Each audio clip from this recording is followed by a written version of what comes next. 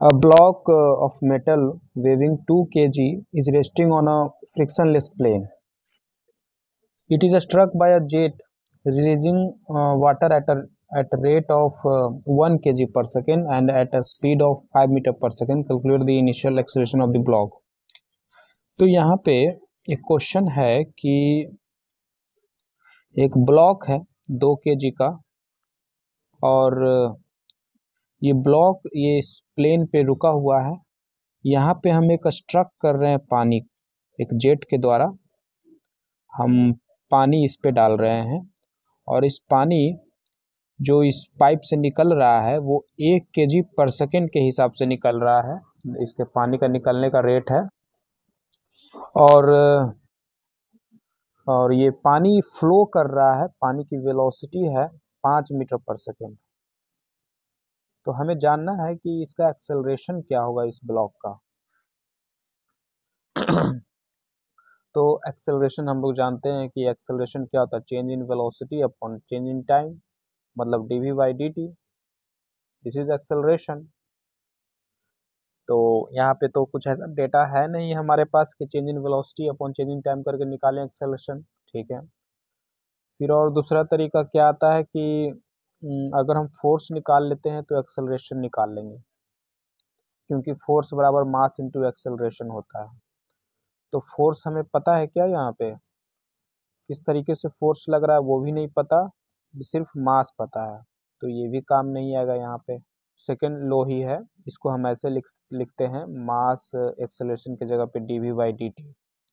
वो नहीं पता, चेंज इन वेलोसिटी क्या हो रहा है वही बात हो गया, यही बात दोनों, तो ये काम नहीं आएगा। न्यूटन सेकेंड लो एक ये बात कहता है कि force is equal to change in momentum per unit time, ये। और मोमेंटम क्या होता है, मास इंटू वेलोसिटी। अब इसे हम डिफ्रेंशिएट करते हैं।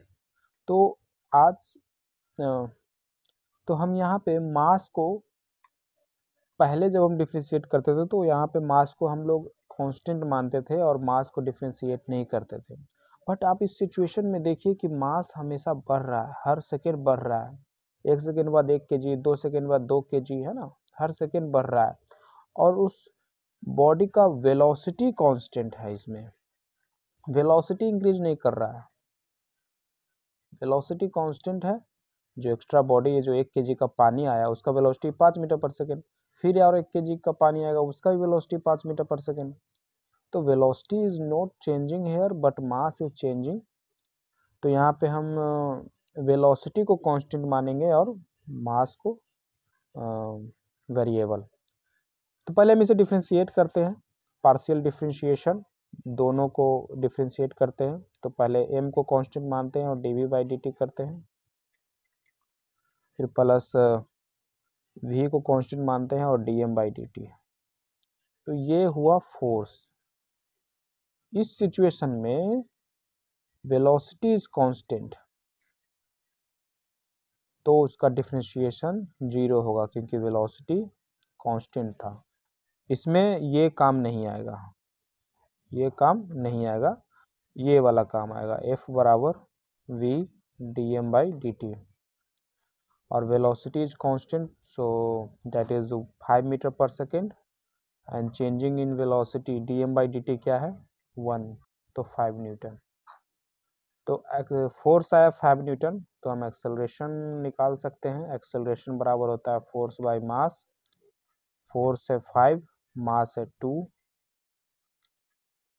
तो 2.5।